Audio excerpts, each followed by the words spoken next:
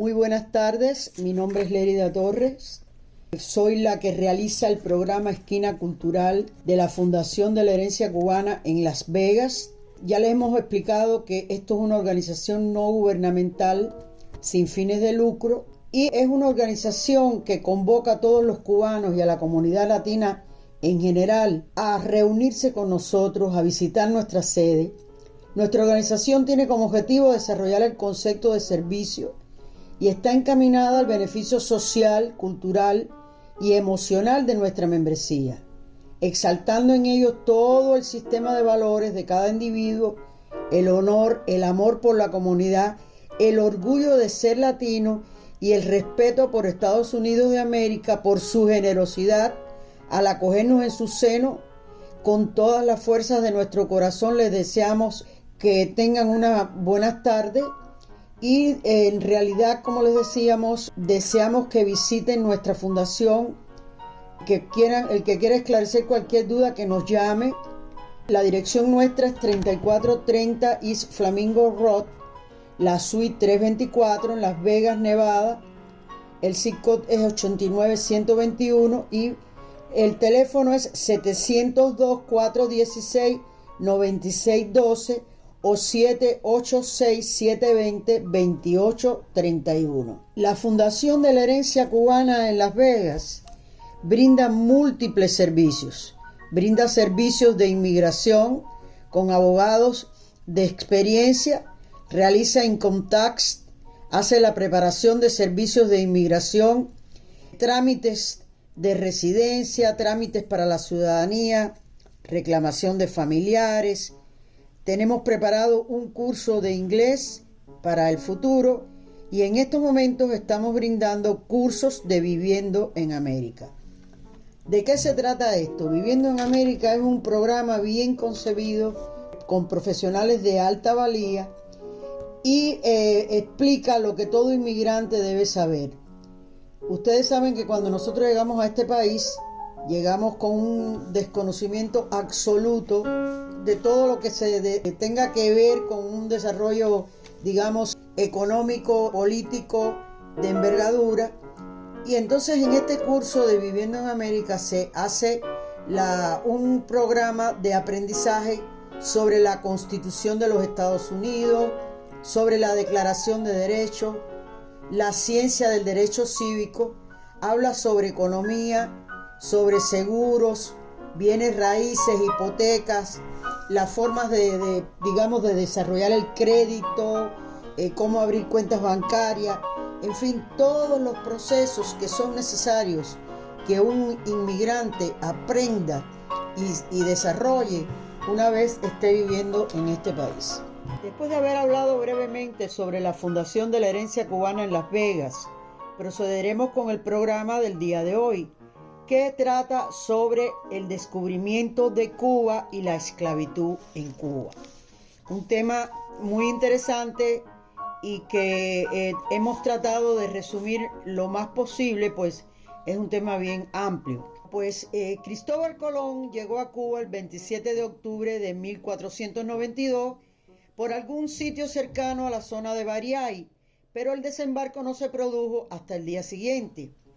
En las cartas de la India aparece que Colón, al pisar el suelo de Cuba, se arrodilló sobre la arena y levantando la cabeza exclamó: «Esta es la tierra más hermosa que ojos humanos hayan visto jamás». Frase que nos enorgullece a todos los cubanos, por supuesto. Desde esa fecha y hasta el 5 de noviembre, la Niña, la Pinta y la Santa María, que eran las tres naves que comandaba desde su salida de España, navegaron por la costa oriental hacia el este. Colón nombró a la isla de Cuba como Isla Juana en honor al príncipe heredero Juan. Afirmaba haber encontrado una nueva ruta hacia las Indias orientales y no imaginaba el inmenso continente que terminaría por descubrir. Cabe señalar que Colón creía que era Cipango, que era el antiguo nombre que le daban los europeos y chinos a Japón en la Edad Media. Él andaba buscando las Indias y pensó que había llegado. Pues bueno, No sería hasta 1508 que Sebastián de Ocampo, luego de 8 meses de circunnavegación, demostraría con su ojeo que Cuba no era un continente, sino que Cuba era una isla, preparando las condiciones para la conquista de la isla. Hacia 1513, Diego Velázquez de Cuéllar era enviado como adelantado de la corte para las nuevas posesiones del reino que los reyes de España veían que se estaban descubriendo. Su cargo era el de gobernador de Cuba y tenía la facultad de fundar las villas, repartir tierras y repartir indios. Después de fundada la primera villa en territorio cubano, llamada Nuestra Señora de la Asunción de Baracoa en 1511, le siguió en 1513 San Salvador de Bayamo, preparando así la etapa siguiente de la conquista.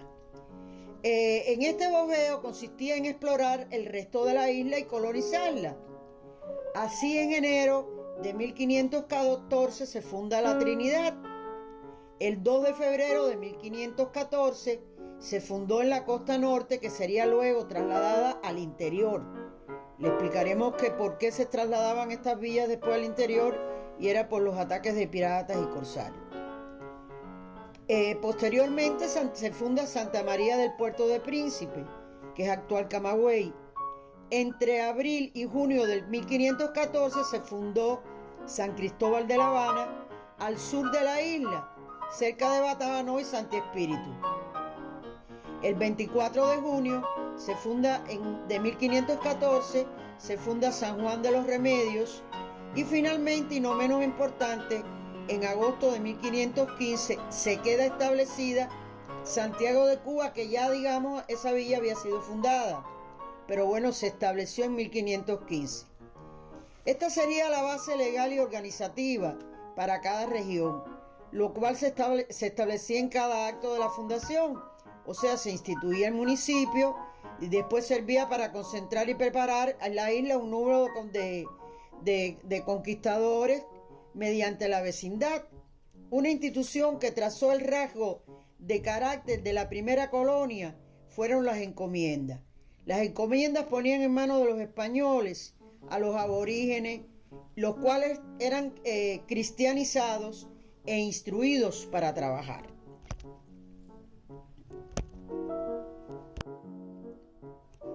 Con los primeros conquistadores llegaron las bases del cristianismo a Cuba. Célebres son los relatos del fray Bartolomé de las Casas, que era un clásico y un gran defensor de los indios, pero no es hasta el 10 de febrero de 1516 y a petición del propio Velázquez que se crea el Obispado de Cuba. Se coloca la sede original primero en Baracoa y posteriormente se traslada a Santiago de Cuba en 1523.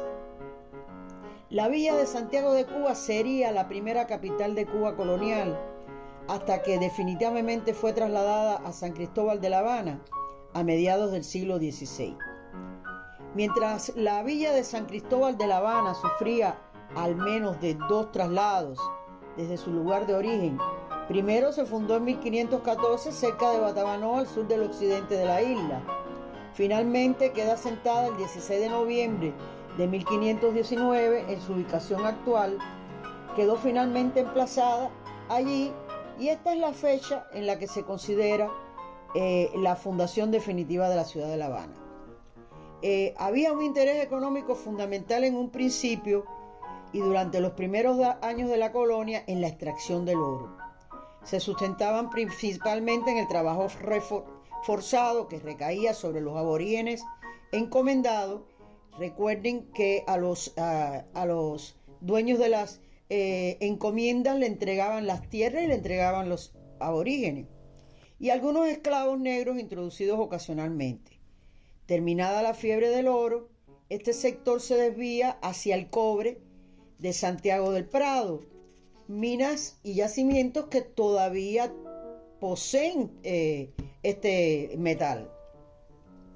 Ante la riqueza del Nuevo Mundo y para organizar y regular el comercio español con sus nuevos territorios, los reyes católicos fundaron la Casa de Contratación de Sevilla, lo que despertó los celos de otras potencias europeas como consecuencia de las guerras, principalmente entre Francia y España. Ahí es cuando comienzan a hacer presencia en el Caribe los primeros corsarios franceses y posteriormente irán apareciendo piratas ingleses y holandeses. Sin embargo, los franceses fueron los más decididos a atacar directamente a la isla de Cuba. Hay varios ejemplos, como Roberto de Val en 1546, Jacques de Sores en 1555, y para evitar y detener estos ataques, la colonia española comienza dos proyectos principales muy ventajosos para La Habana. El primero de ellos fue el sistema de flotas o puerto único, que consistía en que todas las embarcaciones de las Indias occidentales, que no es otra cosa que Hispanoamérica, tenían que concentrarse en aquel entonces llamado Puerto de Carena, que es la actual Bahía de La Habana, y desde allí tenían que navegar juntas rumbo a España. Imagínense usted qué clase de auge comercial implicaba todo esto, que nunca se había visto de esa envergadura en la ciudad. Eso motivó el crecimiento de la población y la diversificación de oficios. Imagínese usted, si el puerto de La Habana era un puerto de obligatoria estancia desde y hacia el comercio a la América continental y a Europa, era un lugar donde necesariamente tenían que, digamos, atracar. ¿Qué significación económica, social y política tenía esto? Era algo considerable. El segundo proyecto estuvo dirigido a fortificar la ciudad, iniciándose la construcción en 1538 del castillo de la Real Fuerza. En 1589 se comienza el Morro y la Punta, los cuales protegían la entrada de la Bahía de La Habana. En contraste con este desarrollo económico de La Habana, la reducida, pobre y difícil actividad comercial de las poblaciones más alejadas llevaron al inicio de un comercio de contrabando con los corsarios extranjeros, como fue el caso de Gilberto Girón, hechos que fueron recogidos en un poema escrito por Silvestre de Balboa llamado Espejo de Paciencia en 1608. Ya todo esto era significativo, era una cosa lógica. Toda la importancia económica del país se concentraba en aquel entonces en La Habana, y el resto de las colonias, pues digamos que estaban abandonadas, y ellos comenzaron a negociar con los piratas. Así es que se observa esta contradicción económica. Con los primeros conquistadores llegaron las bases del cristianismo a Cuba. Célebres son los relatos del fray Bartolomé de las Casas, que era un clásico y un gran defensor de los indios, pero no es hasta el 10 de febrero de 1516, y a petición del propio Velázquez, que se crea el Obispado de Cuba. Se coloca la sede original primero en Baracoa y posteriormente se traslada a Santiago de Cuba en 523. La villa de Santiago de Cuba sería la primera capital de Cuba colonial, hasta que definitivamente fue trasladada a San Cristóbal de La Habana a mediados del siglo XVI. Mientras la villa de San Cristóbal de La Habana sufría al menos de 2 traslados desde su lugar de origen. Primero se fundó en 1514 cerca de Batabanó, al sur del occidente de la isla. Finalmente queda asentada el 16 de noviembre de 1519 en su ubicación actual. Quedó finalmente emplazada allí, y esta es la fecha en la que se considera la fundación definitiva de la ciudad de La Habana. Había un interés económico fundamental en un principio y durante los primeros años de la colonia en la extracción del oro. Se sustentaban principalmente en el trabajo forzado que recaía sobre los aborígenes encomendados. Recuerden que a los dueños de las encomiendas le entregaban las tierras y le entregaban los aborígenes y algunos esclavos negros introducidos ocasionalmente. Terminada la fiebre del oro, este sector se desvía hacia el cobre de Santiago del Prado, minas y yacimientos que todavía poseen este metal. Ante la riqueza del Nuevo Mundo y para organizar y regular el comercio español con sus nuevos territorios, los reyes católicos fundaron la Casa de Contratación de Sevilla, lo que despertó los celos de otras potencias europeas como consecuencia de las guerras, principalmente entre Francia y España. Ahí es cuando comienzan a hacer presencia en el Caribe los primeros corsarios franceses y posteriormente irán apareciendo piratas ingleses y holandeses. Sin embargo, los franceses fueron los más decididos a atacar directamente a la isla de Cuba. Hay varios ejemplos, como Roberto de Val en 1546, Jacques de Sore en 1555, y para evitar y detener estos ataques, la colonia española comienza dos proyectos principales muy ventajosos para La Habana.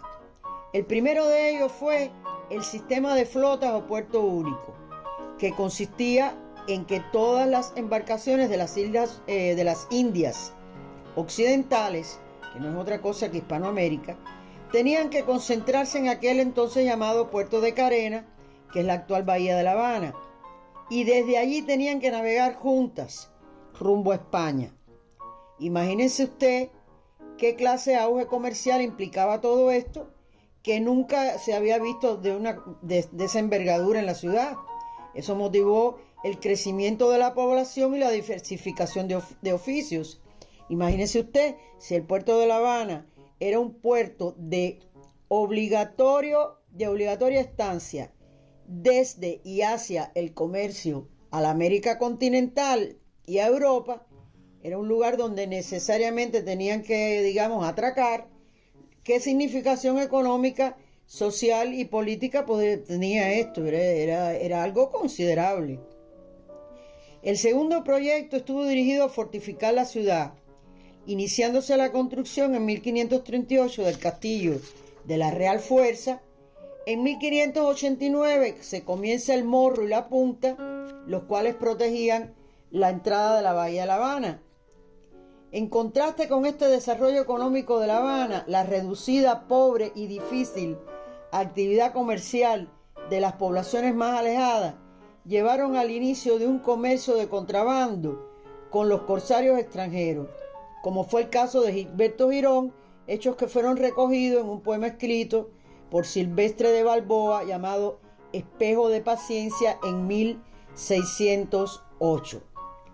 Ya todo esto era significativo, era una cosa lógica.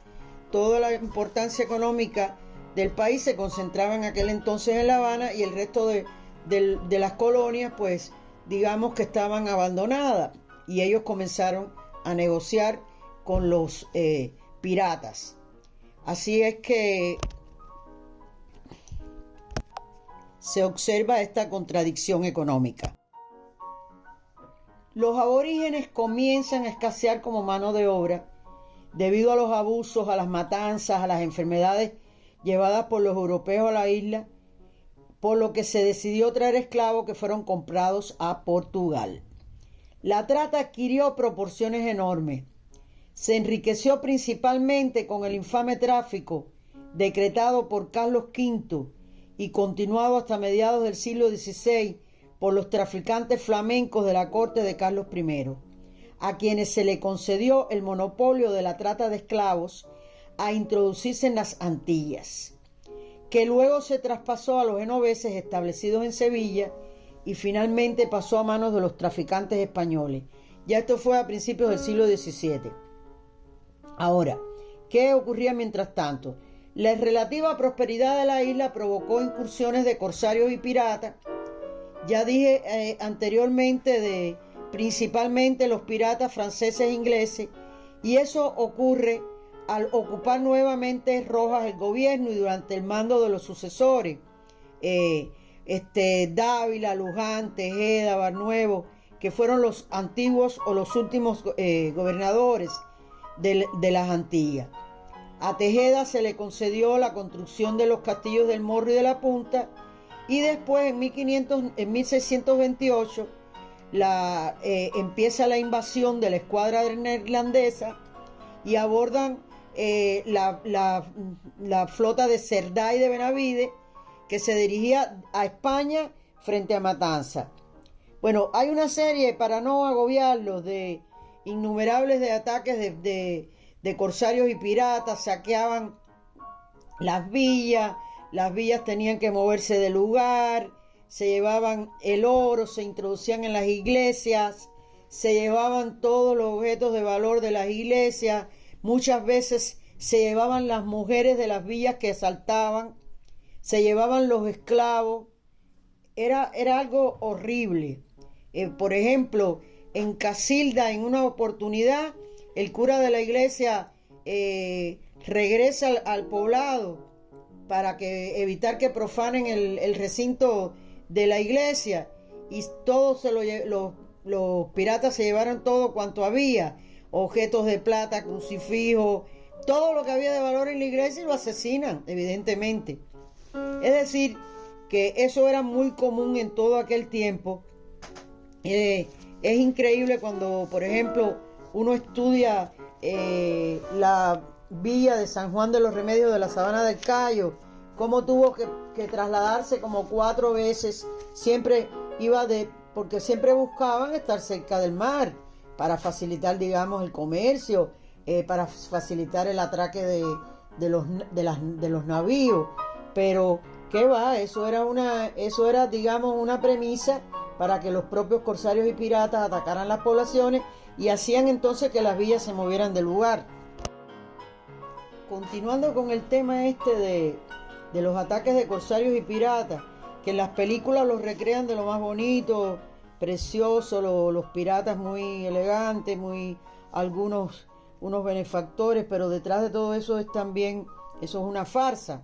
Porque, por ejemplo, el famoso pirata olonés que se asentó en la isla Tortuga y llegó con 20 años a esta zona del Caribe, este señor era lo más cruel y lo más despiadado que había. Acabó con poblaciones como Remedios, como Puerto Príncipe, como Villa Clara.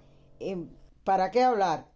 Llegó a comandar una flota hasta de unos 50 navíos piratas, y era digamos, el terror. Asaltó Panamá, Colombia. Finalmente lo sorprende una tormenta en el Golfo de Darién, que hizo naufragar su nave, por fortuna, y fue capturado por los nativos de la zona, que lo mataron. El famoso Henry Morgan, que como recrean su imagen, Henry Morgan fue lo más terrible que hubo. Henry Morgan se ataca a Camagüey y Puerto Príncipe, introdujo en la iglesia a todas las mujeres y los niños del pueblo, que se murieron de hambre. Saqueó Henry Morgan a Venezuela y a Panamá, y el gobierno inglés lo nombró por esos hechos tan graciosos que hacía. Lo nombra el gobierno inglés gobernador de Jamaica. Así es que fue una época nefasta, llena de muertes y de terror. Finalmente la destrucción del filibusterismo termina en 1697. Produjo una gran tranquilidad, pero Vidal Morales escribió que al finalizar el siglo XVII yacía la colonia de Cuba en el más triste estado de abatimiento. Habían atacado todas las colonias de la isla, todas. A todas las habían devastado, a todas las habían robado, a todas las habían asaltado. La población era muy escasa, se estimaba en aquel entonces de 30.000 a 40.000 habitantes, y habían casi extinguido los naturales. Los europeos llevaron consigo todas sus enfermedades y sus repetidas epidemias, y la inmigración blanca casi era nula. Es decir, todavía no había una explosión de la inmigración hacia Cuba, y todavía también era de poca importancia la africana. La producción era insignificante, y las rígidas leyes del monopolio español no permitían el comercio con extranjeros, así que tampoco existía la industria y la educación era muy rudimentaria. Es decir, que la isla de Cuba estaba inmersa en un estancamiento económico de tamaña envergadura. El ascenso de la dinastía Borbón al trono español a principios del siglo XVIII trajo aparejada una modernización de las concepciones mercantilistas que presidían el comercio. Lejos de debilitarse, el monopolio se diversifica. En el caso cubano, se condujo a la instauración del estanco del tabaco. O sea, la corona monopoliza este cultivo y convierte a este cultivo en el renglón económico de la isla. Es decir, todos exigen que se cultive el tabaco porque ya había un beneficio muy grande con el comercio de esta aromática hoja. Esta medida es resistida por comerciantes y cultivadores, termina violentamente en una famosa sublevación de vegueros en Santiago de Las Vegas, y entonces hay muertes en esa trágica sublevación, y entonces los restantes que subsistieron a todo este proceso, imposibilitados de vencer el monopolio, deciden participar entonces de los beneficios y se asocian a los comerciantes peninsulares y logran interesar al rey y obtener entonces a su favor una Real Compañía de Comercio de este renglón económico. Y por supuesto que la Real Compañía de Comercio coloniza durante 2 décadas la actividad mercantil de Cuba, que ya les dije se llamó este periodo del estanco del tabaco. Bueno, el siglo XVIII es escenario de sucesivas guerras entre las potencias europeas. Evidentemente que por el efecto de dominó todas ellas afectan a Cuba de un u otro modo, pero sin duda la que más afecta al país es la Guerra de los 7 años, de 1756 a 1763, en el curso de la cual La Habana es tomada por los ingleses. La ineficacia de las autoridades españolas contrasta con la disposición combativa de los criollos. Sobre todo hay una figura muy relevante que se llama José Antonio Gómez, que es un valeroso capitán de la milicia de Guanabacoa, que fue muerto a raíz de estos combates. Pero bueno, durante casi un año, 11 meses, duró la ocupación de los ingleses a La Habana. La Habana fue un teatro de una actividad mercantil que pondría de manifiesto las posibilidades de la economía cubana, hasta ese momento detenida por el sistema colonial español. Recuerden que España vivía de lo que les traía o lo que le, digamos, les robaba a sus colonias. Mientras tanto, en ese quehacer se desenvolvía en Francia, en Inglaterra, en la propia Alemania, una época de desarrollo, digamos, tecnológico y una época de desarrollo mercantil.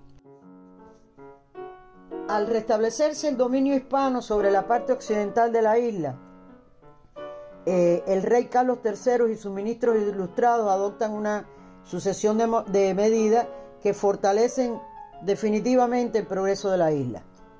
El fortalecimiento de las defensas, la máxima expresión fue la construcción de la imponente y costosísima fortaleza de San Carlos de la Cabaña de La Habana.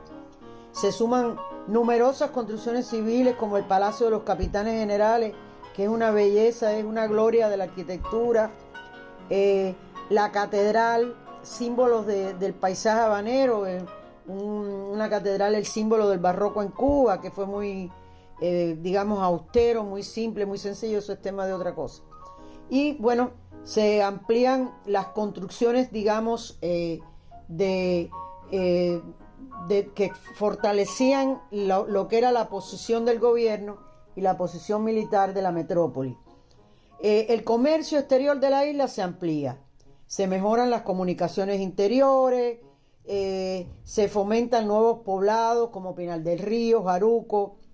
Hay una tendencia a renovar la gestión gobernativa, se crea la intendencia, la administración de renta, se efectúa el primer censo de población en Cuba, graben esta fecha, 1774, que mostró la existencia en Cuba de 171.620 habitantes. Bueno, en 1803 y 1804 se reciben miles de migrados españoles provenientes de Luisiana, de Estados Unidos, cuando fue vendida esta colonia por Francia a Estados Unidos y faltando el compromiso de revertirle a España en caso de no interesarle, recibe Cuba la inmigración de toda la población francesa de Santo Domingo cuando declaran la independencia y Napoleón envía sus tropas, es decir, recibimos franceses de Luisiana, franceses de Santo Domingo. Todos estos franceses se establecen en Santiago de Cuba, en Guantánamo, en Baracoa, al pie de la Sierra Maestra. Hay unos cafetales preciosos, maravillosos, que fueron construidos en ese periodo por los franceses inmigrantes. En julio de 1808, con motivo de la guerra de independencia, el gobernador de la isla, Salvador de Muro y Salazar, reúne a las autoridades y acuerda la proclamación de Fernando VII y declara la guerra a Napoleón. Eso produjo que el pueblo asalta la casa de muchos franceses en Nipe, Holguín, Sagua, Mayarí, Santiago de Cuba, Baracoa y Guantánamo. En 1812, el primer intento de conseguir la independencia sigue el ejemplo de Haití, liberado por el esclavo Antonio Aponte, para lograr la emancipación de Cuba y establecer un gobierno negro. Al ser capturado, fue condenado a muerte con 8 correligionarios. En 1818 gobierna la isla el general José Cienfuegos y los diputados en la corte por la provincia de Cuba, Francisco de Arango y Pared Reño, José Pablo Valiente y Hacienda Alejandro Ramírez obtuvieron la concesión de libre comercio con los puertos de Cuba y con otros mercados extranjeros. Esto último, según se plantea, fue un defensor de los derechos y materiales de Cuba. Odiaba el vergonzoso tráfico de esclavos y cuantas trabas se oponían al progreso de las colonias de Nuevita, Guantánamo, Mariel, y combatían el contrabando. Es de destacar que los colonizadores españoles establecieron la cría del ganado y el cultivo de la caña de azúcar y el tabaco con los principales objetivos económicos de Cuba, y así la riqueza de Cuba entre 1823 y finales del siglo XIX se elevó a un nivel altísimo. Los capitanes generales convirtieron la isla en una dictadura totalmente diferente a las autocracias anteriores. Ahora, la esclavitud y el tráfico prohibido de esclavos sustentaban el progreso. La mano de obra indígena ya había desaparecido por completo. Empieza entonces la más brutal, la más despiadada, la más atroz trata de esclavos africanos hacia Cuba y hacia todas las plantaciones y hacia todas las haciendas. En los años posteriores a la situación económica cubana, que experimentó cambios significativos, la producción del café se derrumbó abatida por la torpe política arancelaria española y la competencia del grado brasileño y la superior rentabilidad de la caña, por supuesto. La propia producción azucarera se ve impelida a la modernización de sus manufacturas ante el empuje mercantil del azúcar de remolacha europeo, cada vez más dependiente de un solo producto, el azúcar, y del mercado estadounidense. Cuba necesitaba profundas transformaciones socioeconómicas para las cuales la esclavitud y la política colonial española suponían un gran obstáculo. Todas estas contradicciones favorecen el independentismo latente entre los sectores más avanzados de la sociedad cubana y propician la articulación de un vasto movimiento conspirativo en las regiones centro-orientales del país. Cuba es la última colonia española en América en lograr su independencia y la abolición de las leyes de la esclavitud propugnadas por la metrópoli tropezaron con la oposición de los terratenientes cubanos. Estas discusiones hacen que ellos sintieran la necesidad de recibir indemnizaciones.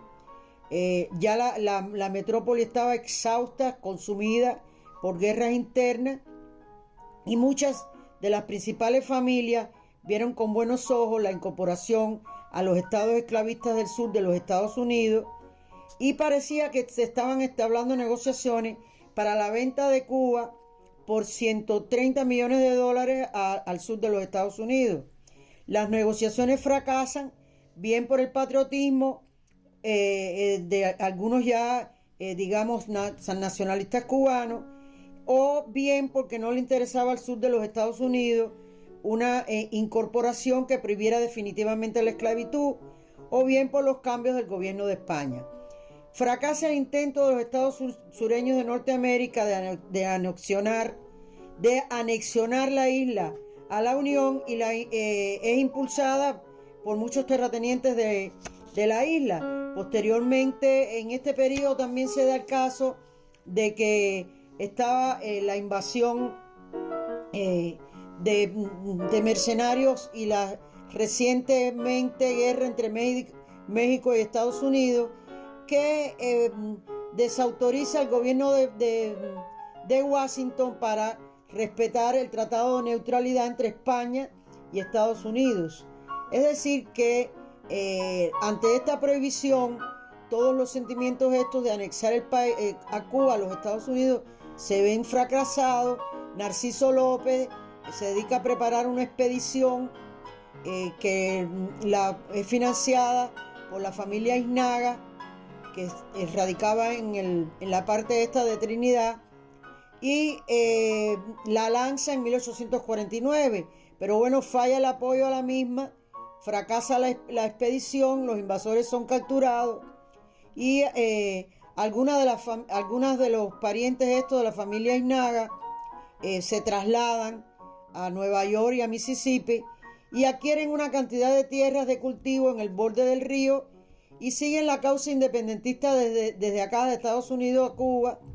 Y bueno, eso es otro tema para seguir, ¿no? Eso es otro tema para abordar, que no podemos abordarlo en el día de hoy. Nos falta puntualizar algunas cosas acerca de lo que es la esclavitud en Cuba, que sí está dentro de lo que queríamos abordar en el día de hoy. Fue en 1517 cuando el rey Carlos I de España firma el permiso para la introducción de esclavos africanos en las islas caribeñas. Aunque bueno, 2 años atrás ya las autoridades de Santiago de Cuba habían solicitado al monarca español el envío de 12 negros desde la isla La Española. Aunque no nos consta que Hernán Cortés, cuando partió de Cuba para la conquista de México en 1518, llevó algunos negros de esta isla que utilizó con los indios para todo el traslado de la artillería a través del suelo azteca.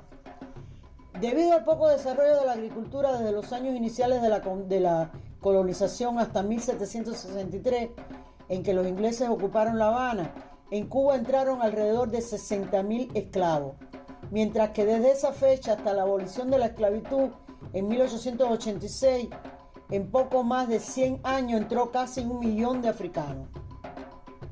Es decir, que en 1867 en Cuba existían 345.741 esclavos, 22.000 menos que en 1862. Y en 1877 la cifra alcanza 150.000, lo que equivale a decir que en este último año la población había disminuido casi a la mitad en relación con 1862. Imagínese usted qué clase de abuso, qué clase de crimen, qué clase de actos más despiadados. En Cuba los esclavos se clasificaban en bozales o de nación: bozalones, ladinos, criollos, mulecones y muleques. Hubo también cortados y emancipados. Los bozales eran los que habían nacido en África que no hablaban español, y los bozalones los que resultaban muy torpes. A los niños adolescentes se les llamaban muleques y mulecones. Cuando pasaban de la adolescencia, los ladinos eran designados cuando aprendían la lengua de sus amos, y los nacidos en Cuba recibían el nombre de criollo, y a los nietos se le llamaban reyollos. El coartado, era el esclavo que poseía libertad parcial, o sea, con sus ahorros, el coartado pagaba la propia libertad a su dueño. Y el emancipado era el negro que, capturado por un barco inglés, autorizado a entrar a Cuba y puesto bajo la protección del capitán general, debía ser declarado libre después de varios años de trabajo forzado. El nombre para el esclavo africano tenía una importancia extrema. Formaba parte del mundo místico y material y de la existencia del individuo. Por tanto, nombró y señaló a la par que el europeo a cada esclavo cubano. A cada elemento o cosa le pertenecía un nombre.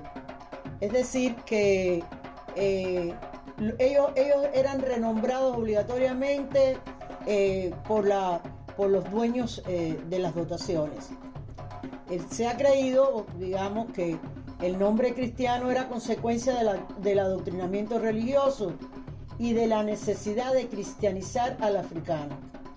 Es decir, que todo lo que tiene que ver con la religión africana en Cuba hubo un proceso de transculturación muy fuerte. Los africanos venían con sus creencias, con sus dioses, con sus religiones, y como estaban obligados a cristianizarse por parte de sus dueños, ellos identificaban en cada deidad católica una deidad de su propia religión. Por supuesto que esto hacía que el esclavista a veces desconocía estas cosas, y entonces en condiciones secretas ellos desarrollaban su religión. Eso implicó que el secretismo en esta religión se desarrollara de manera significativa. A Cuba llegan mandingas, solofes y fulaces, gangaes, longoáes, maní, quisí, minas, lucumíes, carabalíes, suamos, bibí, bricamos, congos, motembos, musundis, mombasas, zacuaces y de otras comarcas africanas, directa o indirectamente alguno. La contribución de las naciones y tribus africanas en la formación de nuestro pueblo y de su cultura es decisiva. Congos, lucumíes, yorubas, mandingas, carabalíes y otros se mezclaron con el trono formado por los pueblos ibéricos, castellanos, andaluces, gallegos, catalanes, vascos y otros, que a su vez se juntaron con la sangre taína y siboney, y después con yucatecos y chinos y otros tantos pueblos, el francés entre estos, para formar el cubano. Los negros africanos contribuyeron a enriquecer la música nuestra, la poesía, el folclore. Sus músculos fueron decisivos para convertir a Cuba en la primera industria azucarera del mundo. Es hacer transitable toda su geografía, en levantar villas y ciudades, y su aporte a la gesta de los mambises fue también decisiva. Al fundirse la sangre de negros y blancos, surgió el mulato. El cubano lleva el color de la futura nacionalidad. De los ritmos hispánicos fundidos aquí con los de África, emergió la música afrocubana de la influencia recíproca de la literatura oral de los negros y de la literatura escrita de los blancos. Brotó el choque de las religiones del continente negro con las creencias cristianas. Se sincretizaron los mitos y los ritos de unos y otros. El mestizo en lo racial, la transculturación en la música, la poesía en el folclore y otros sectores de la vida cultural cubana. El sincretismo en lo religioso, de la autodefensa común de la libertad.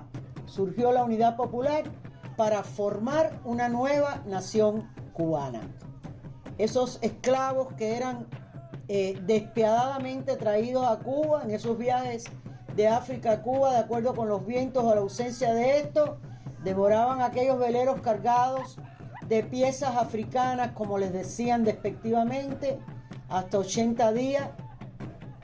Existen testimonios de los horrores de hacinamiento, de las negradas en aquellas travesías, la falta de aire, de comida, llenos de orines y de excrementos, epidemias de todo género de sufrimiento. Señores, y eso no fue hace mucho tiempo, porque 2 siglos en la historia de la humanidad no es mucho. Y en otros casos, cuando se desataban epidemias o el barco podía ser capturado, simplemente echaban al agua o aquellos infelices para que se murieran ahogados. Ahora bien, lo que era los negros que llegaban a Cuba, los encerraban en barracones, generalmente se marcaban con un hierro candente para indicar el nombre de su nuevo dueño. Algunos africanos rebeldes se negaban a comer y los traficantes les quemaban los labios con carbones ardientes.